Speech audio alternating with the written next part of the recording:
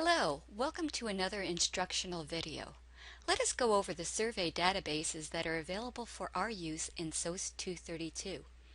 There are three databases that are available: the MTF data, the HINTS data, and the GSS data. Let us talk about each of these databases beyond their acronyms so that you can feel more comfortable and familiar with each of them.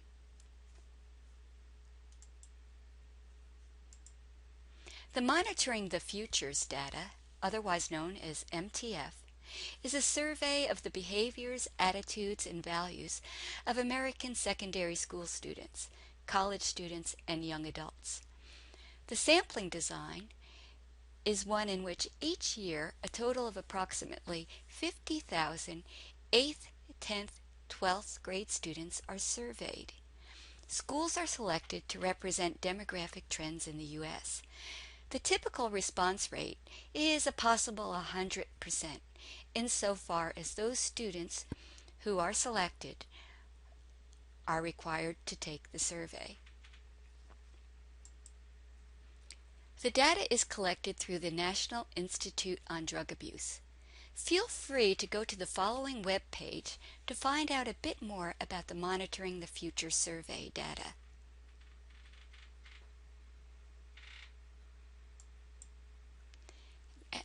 And through that page, go ahead and access the MTF portal or website.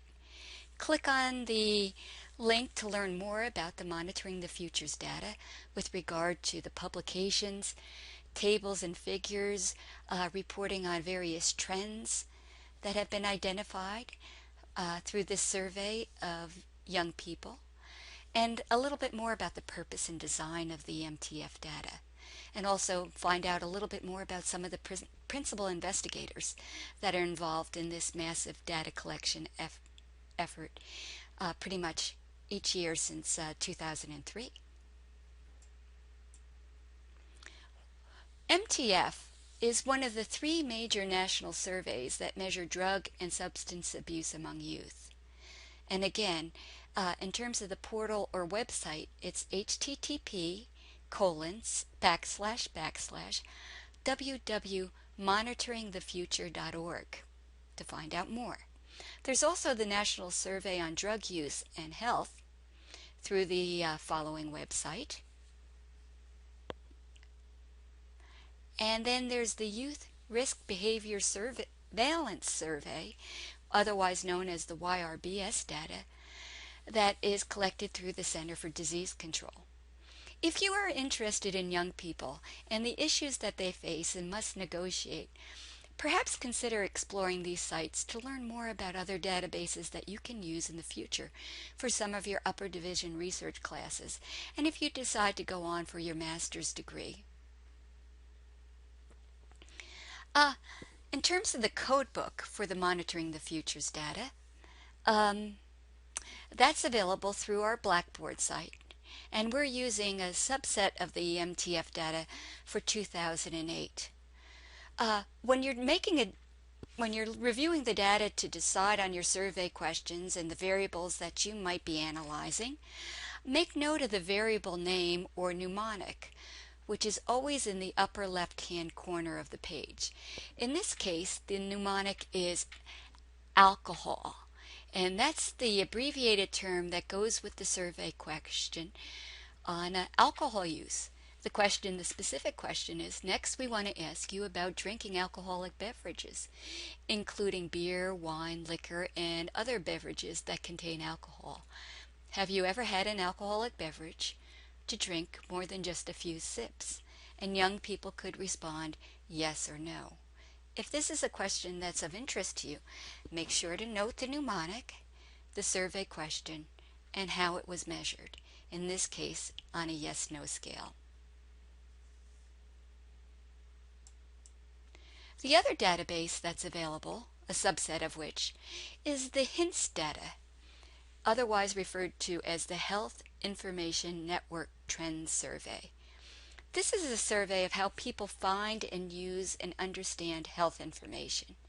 The sampling design is one in which adults over the age of 18 are surveyed, and they have been surveyed in 2003, 2005, 2007, and most recently 2011 and 2012.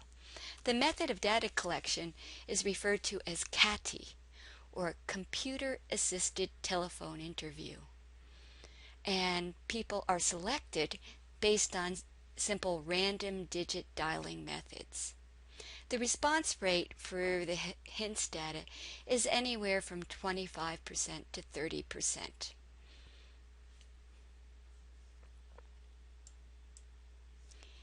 If you want to know a little bit more about the HINTS data, it's collected through the National Cancer Institute, and feel free to check out the following site through http://hints.cancer.gov.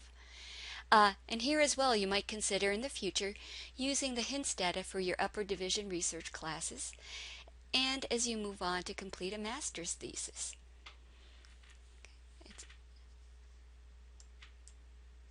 Here's the HINTS codebook, and make sure as you're reviewing this codebook to identify perhaps some interesting variables and research questions as we move forward. Make note of the variable name or mnemonic in the upper left-hand corner, the full question wording, and the categories to which the survey participant is asked to respond. The General Social Survey is the last of the 3 databases that we'll be working with in SOC 232.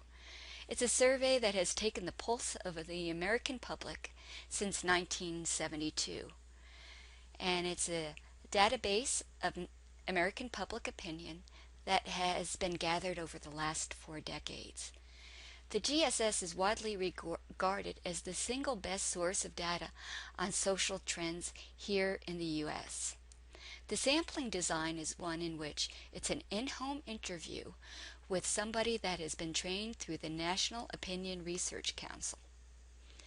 The method of data collection is what is oftentimes referred to as a stratified sampling design at the census block level, and where census blocks are partitioned into rural, urban, and suburban, and census blocks are selected, a proportion of census blocks are selected that represent the proportion of urban, suburban, and rural households in the United States.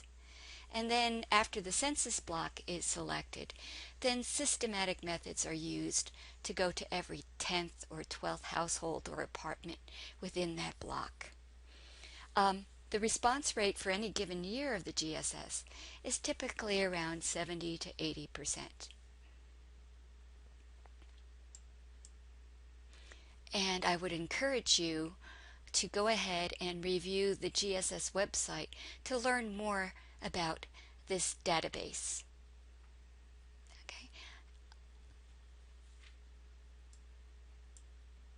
And here's the codebook that we have available. We're using a subset of the GSS for 2008. And as you review the codebook, make sure to note the variable name or mnemonic in the upper left-hand corner, as well as the question and how the question was measured. In SOC 232, we're going to be working with 2 subsets of the 2008 data. Subset A contains mostly survey questions that deal with issues related to the family and gender. And subset B contains mostly survey questions that deal with matters of race, government, and other policy issues. And the most important point is to have fun as you review these databases and as we move forward through SOC 232 together. Remember, while working with survey data, this type of research design has a particular name: secondary data analysis. That's when we're working with pre-existing survey data.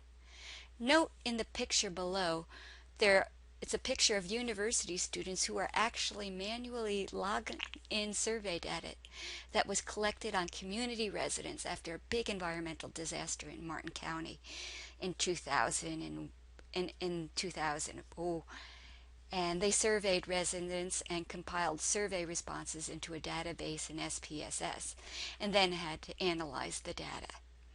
In our case, our work is a little bit easier insofar as we're working with existing databases. This is referred to as secondary data analysis.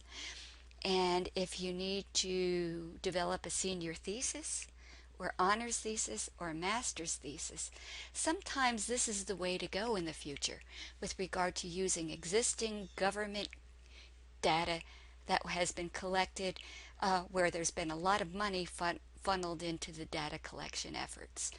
And then you can just start to actually work with the data from the point of actually the research questions that you want to address, rather than actually developing a survey, identifying a population, developing a sampling method, and getting that survey out to those selected residents. That's hard work. And so it's always an option in the future in terms of a research design is to go ahead and do secondary data analysis. That's the method or the research design that we're going to be using in SOC 232 as we move forward throughout our semester together. Okay? This marks the end of another instructional session, and have fun reviewing and perusing the databases that are available.